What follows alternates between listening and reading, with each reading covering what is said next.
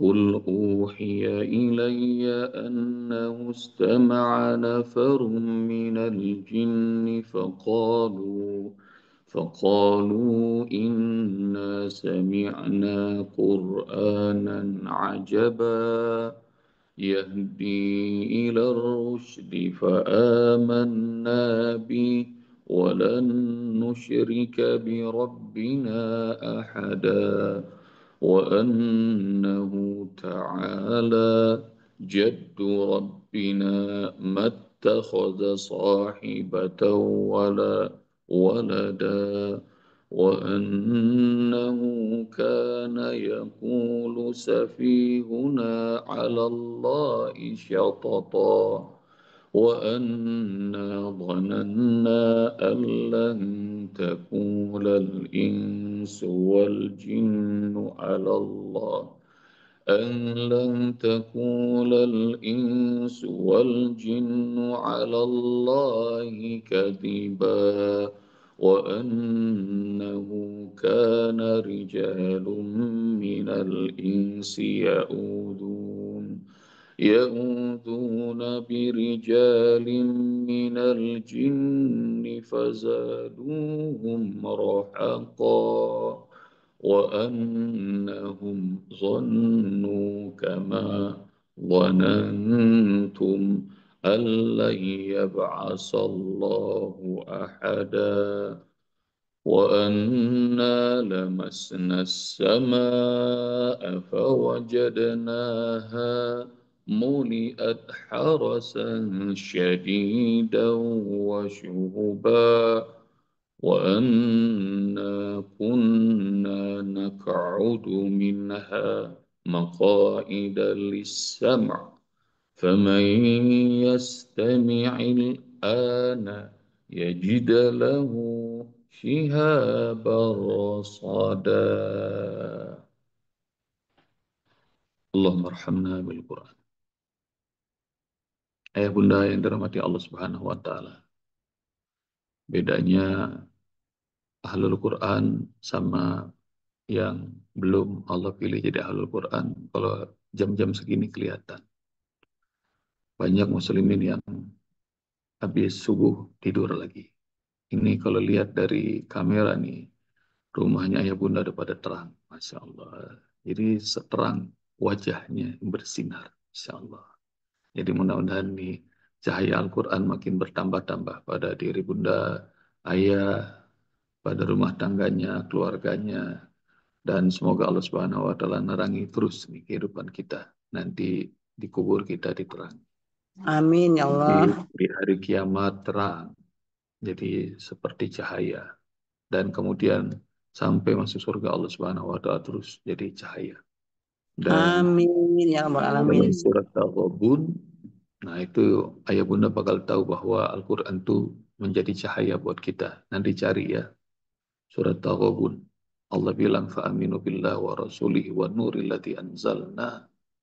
Berimanlah kalian pada Allah, berimanlah kalian pada Rasul, berimanlah kalian kepada cahaya yang kami turunkan.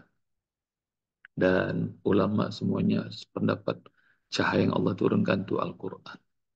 Wallah bima ta'maluna khabir, dan Allah maha teliti atas apa yang kalian kerjakan. Jadi kalau dipilih sama Allah meski cuma satu ayat, maknanya cahaya Allah Allah tambah-tambahin buat kita semuanya, buat ayah bunda. Makanya nih pada senyum bahagia, alhamdulillah. Awet muda, mudah-mudahan sehat, lahir batin, bahagia dunia akhirat. Dah segitu aja kali, tak ada perlunya. Cukup ya. Belum, Gusto. Belum. Insyaallah. Belum. Jadi Baru semangat ayah mulai. bunda.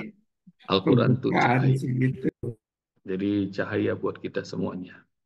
Nanti bentuk-bentuk cahaya Allah banyak yang bakal Allah kasih kepada kita.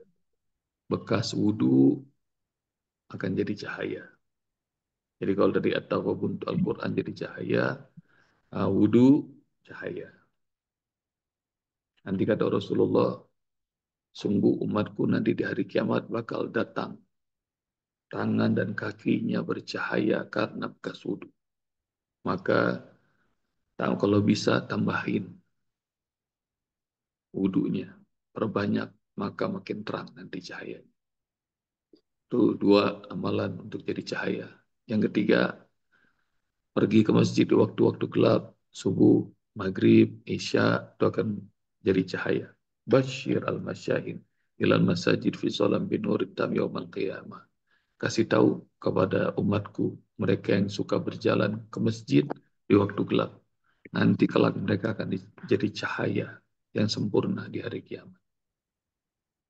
Dan Al-Quran juga jadi cahaya. Kata Rasulullah, siapa yang baca satu huruf dari Al-Quran dan mengamalkannya, Allah akan kasih kedua orang tuanya mahkota dari cahaya. Yang cahayanya lebih indah daripada cahaya mentari dunia. Para sahabat kaget, itu pahala buat orang tuanya Rasul. Rasul bukan jawab, Rasul malah bilang, lalu bagaimana pendapat kalian? Seperti apa pahala yang Allah kasih buat anaknya yang baca? Jadi Al-Quran itu cahaya-cahaya. Dan amalan cahaya itu banyak. Dan ini udah kelihatan dari wajah-wajahnya ayah bunda udah mulai bercahaya semuanya. Dan yang lain pada subuh banyak yang tidur, nah ini enggak, malah ngantuk-ngantuk sampai begini-gini di kamera enggak apa-apa. Yang penting wajahnya bercahaya, insya Allah. Dan wa anna kunna naqudu minha maqa'ida lis-sam. Kami ini lanjutan kemarin nih. Jadi setan, jin bisa naik ke langit. Allah kasih kemampuan. Kalau kemarin mereka dapati penjagaannya udah ketat, malaikat-malaikatnya galak-galak, syadidan, yang keras, yang kuat, wasyuhubah, dan juga banyak sekali panah-panah api. Lanjutannya, wa anna kunna naqudu minha maq'ida lis-sam. Dan dulunya kami sering nongkrong-nongkrong di sana untuk mencuri-curi berita langit. Siapa yang mencoba untuk mendengarkannya, mencuri-curi berita langit sekarang, yajidlahu syihaba rasada, maka akan dapati panah-panah api. Rasada yang terus mengintai, yang nggak bakal meleset. Ayah bunda sekalian rahmati Allah Subhanahu wa taala, kalau ayah bunda pergi ke DPR, kalau ayah bunda pergi ke KPK, banyak nih gambaran kayak begini. Apalagi sekarang di rumahnya mantan gubernur Jawa Barat, banyak banget yang pada nongkrong-nongkrong, pengen denger berita itu, dapatkan berita pertama kali. Jadi kalau Ustaz sering rutin ngajar di KPK, Ramadan ini juga ada jadwal di KPK. Itu kalau mobil Ustaz datang, siapa tuh koruptor siapa? Semuanya pada bangun itu dan nungguin. Ini kamera pada nyorot dan rupanya yang masuk malah Ustadz. Jadi, nah itu gambaran bahwa manusia aja banyak yang mencuri-curi, nungguin berita, bocoran pertama. Kalau kata Tempo namanya bocor alus. Ayah bunda ada yang pernah ngikutin bocor alus apa enggak nih? Tempo. Dan ini sesama manusia. Nah kalau jin, setan, wah dia punya kemampuan dulu ya, ayah bunda. Dulunya punya kemampuan. Mereka nongkrongnya di sana, di langit. Kemarin Usbob sudah teruskan video tentang langit kan? Udah pada lihat ayah bunda.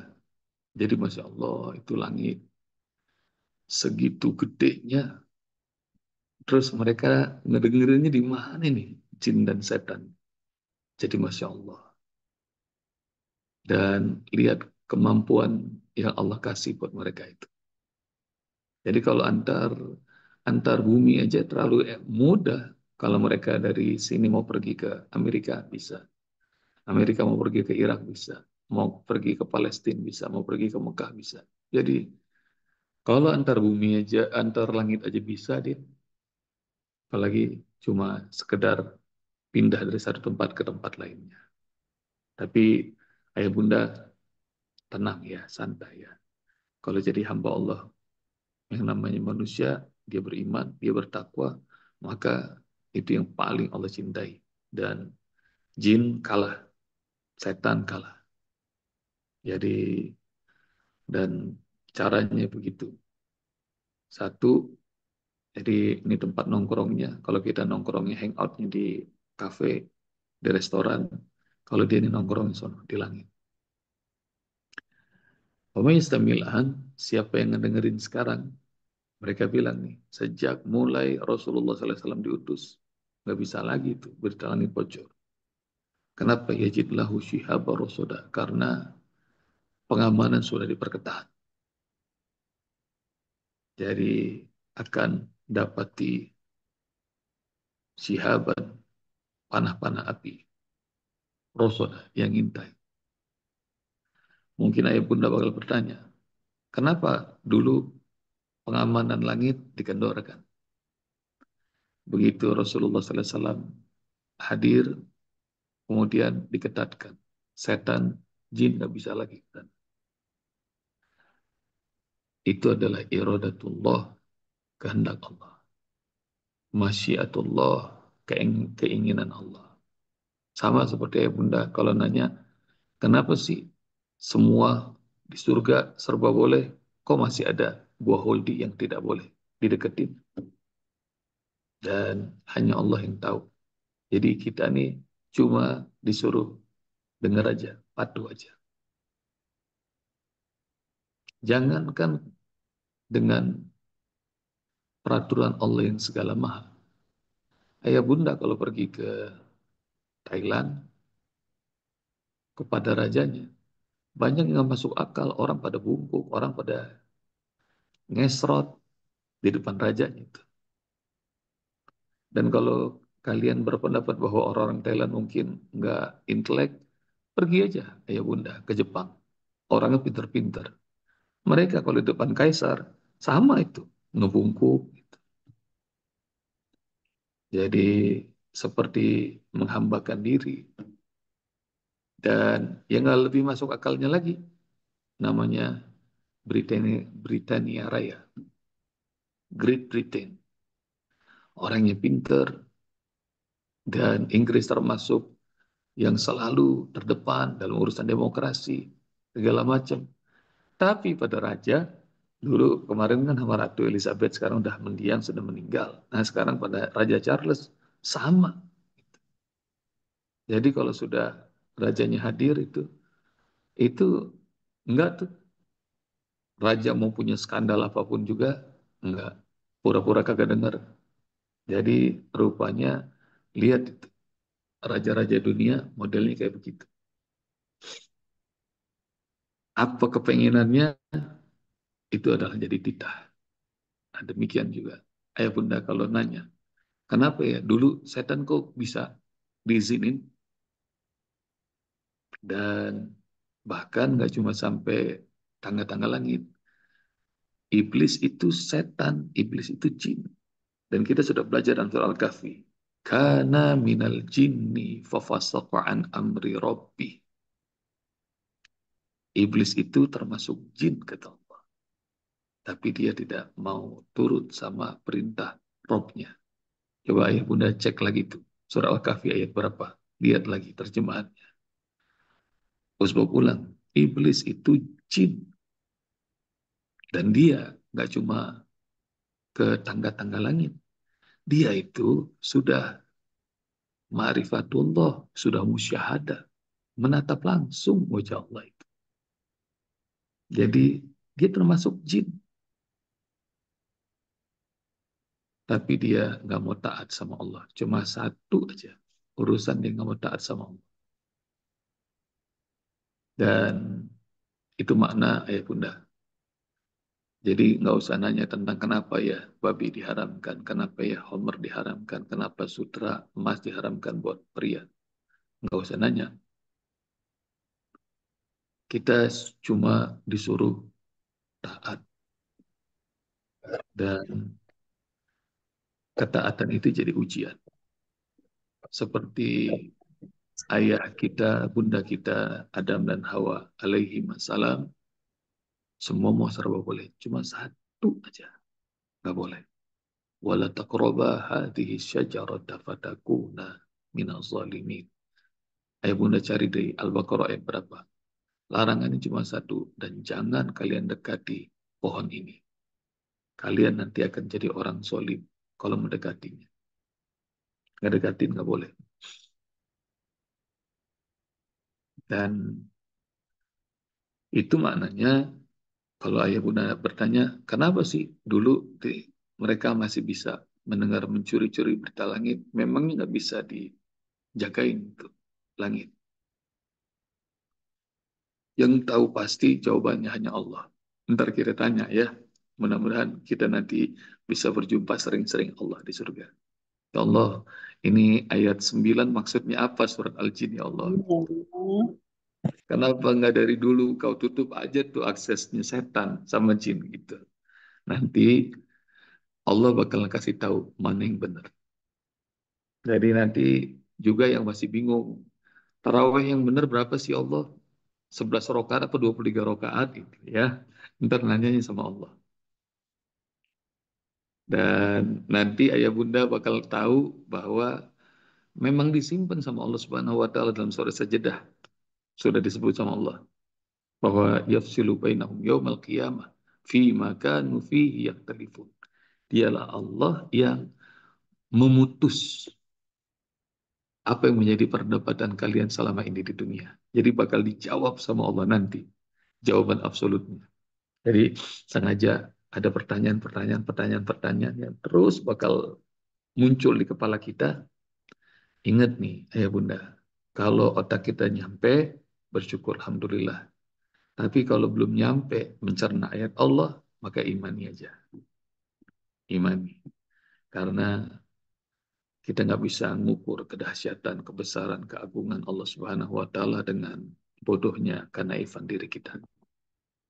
Nah, nah itu yang disebut kami dulu nongkrongnya di langit dan kami mencuri berita-berita langit, kata jin, kata setan dan iblis. Wa yastami'il an, siapa yang mencoba untuk mendengar berita-berita langit sekarang, yajid lahu syihaban rasada. Maka pasti akan dapatkan panah-panah api rasada yang terus mengintai, nggak bakal meleset, nggak bakal meleset. Ini ada kata syihaban. Jadi ayah bunda baru tahu mungkin, baru enggak. Rupanya Profesor Dr. Quraish Shihab, Najwa Shihab, nah ini asal katanya Shihab, jadi dari kata Shihab, jadi bola-bola api, panah-panah api, bara api, Shihab, dan itu fam, family-nya mereka. Jadi mungkin dulu adalah keluarga dari apa namanya pandai besi. Jadi kalau di sana banyak yang punya keluarga berdasarkan kebiasaannya dan kemudian dikasih gelar. Contoh di Yaman ya, yang pandai besi, nah itu adalah keluarga disebut Al-Haddad. Jadi kalau ada Haddad, itu kayak Haddad Alwi, nah itu keluarga pandai besi. Dari kata hadid, nah pandai besinya Haddad. Kalau orang yang suka bersin, kalau bahasa Arabnya atish, tapi kalau sering bersin, atos, maka bunda bakal tahu tuh Habib Al-Attos atau Al-Attas kalau dalam orang Indonesia nyebutnya. Syihab juga begitu. Nah, Syihab nih dari bola-bola api. Mungkin jadi dulu orang tua mereka adalah tukang panah atau juga apa namanya profesinya bakar api. Jadi dari profesi-profesi itu, nah punya gelar. Kemudian Sakof, Segaf kalau kita nyebutnya. Sakof itu dari ilmu pengetahuan. Jadi orang yang berilmu. Dan ini nih, kita belajar dari, oh ini Najwa Shihab sama Profesor Dr. Quraish Shihab. Dulu ada dai terkenal di Indonesia, Usman Omar Shihab. Nah itu Shihab-Shihab. Nah ini, dari kata ini. Panah-panah api, bara api. Dah, ayah bunda.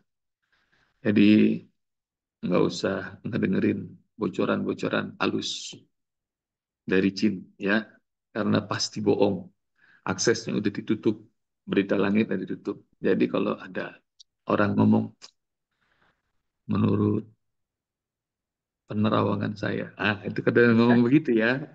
Hati-hati nih, ada orang yang sotoy, katanya orang pintar padahal bodoh. Maka ayah bunda sudah punya pegangan. Ini kayaknya kalau dilihat kayaknya wajahnya kayaknya ayah andung berbakat nih. Jadi jangan ayah andung ya. Jadi jangan percaya-percaya sama model-model begituan. Terus siapa lagi? Oh ini ayah Bambang nih lagi di kereta apa di mana nih ayah Bambang? Dan Iya, pokoknya dari perjalanan. di jalanan insya Allah. Pokoknya jangan percaya lagi kata orang-orang yang kayaknya nih rezekinya 2025 tahun gelap. Rezeki seret, banyak PHK, nggak usah dengar. Dan ayah bunda, hatta fakta ilmiah jangan didengar. Jadi untuk bekal boleh. Saya tahun 97, 98, ayah bunda lebih berpengalaman dari saya. Saya masih ada di Kairo waktu itu. Indonesia babak belur. Krisis moneter. Ayah bunda tahu bahwa menurut PBB, manusia layak hidup itu yang punya penghasilan minimal $2 sehari. Waktu itu, taruhlah dolar itu 15.000. Padahal ada nembus 16, nembus 17, nggak jelas tuh. Ntar sampai 20.000 sehari. Maknanya, orang yang punya penghasilan 30.000 sehari itu nggak layak hidup. Padahal waktu itu ya bunda, jangankan di perkotaan. Banyak di desa-desa, orang nggak nyampe 30.000 per hari penghasilan. Tapi itu apa yang terjadi ya bunda? Alhamdulillah itu, meskipun kata fakta ilmiah secara PBB mengatakan kelayakan hidup per hari minimal $2, orang Indonesia masih pada hidup. Keren ya? 98 rupanya menjadi latihan. Jadi, hatta fakta ilmiah mengatakan bahwa tidak layak hidup, eh, hidup tuh. Dan banyak orang yang divonis oleh dokter secara ilmiah. Ibu nih kayaknya usianya 3 bulan lagi. Diomongin 3 bulan, lemesnya dari sekarang tuh, udah pengen mati dari sekarang. Sering tuh, 6 bulan lagi. Nah, tapi enggak. Usia itu di tangan Allah. Semangat aja, semangat. Kalau 98 itu terjadi krisis moneter, 2008 ya bunda, krisis moneter dunia, bukan Indonesia dong, sedunia.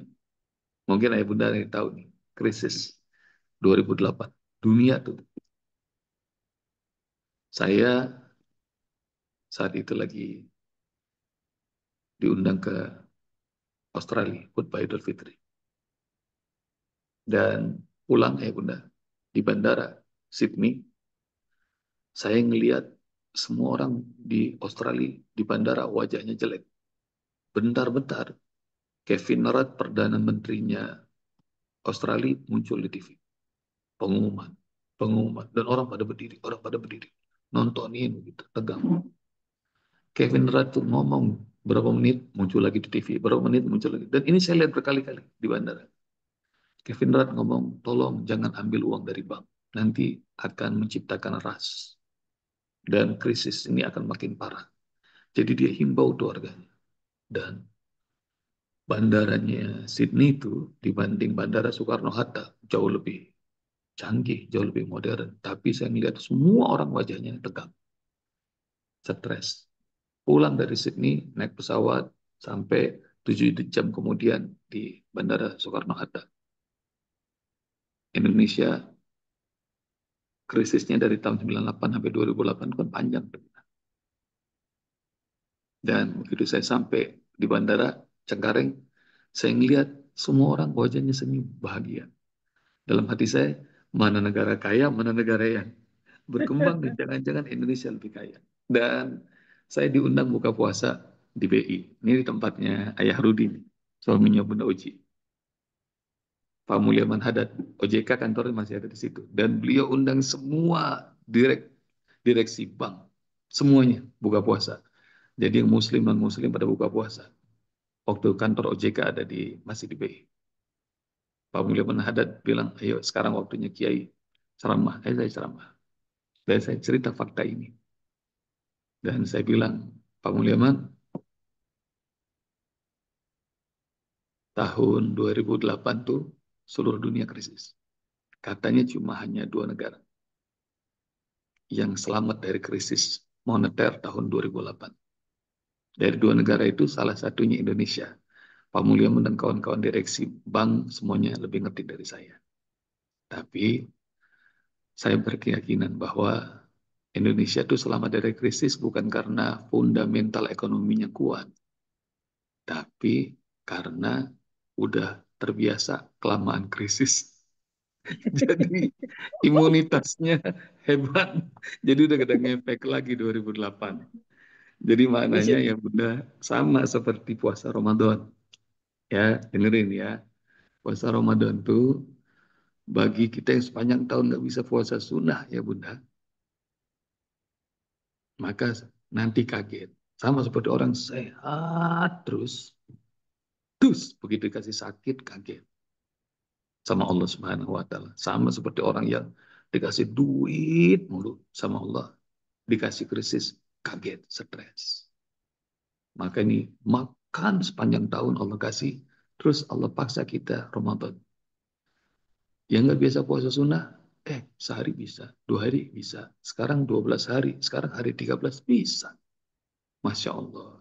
Jadi rupanya kalau krisis berkepanjangan, ini mukanya pada seger-seger. Masya Allah. Terima kasih banyak Bunda. Ayah, Assalamualaikum warahmatullahi wabarakatuh. Waalaikumsalam. Waalaikumsalam. Waalaikumsalam.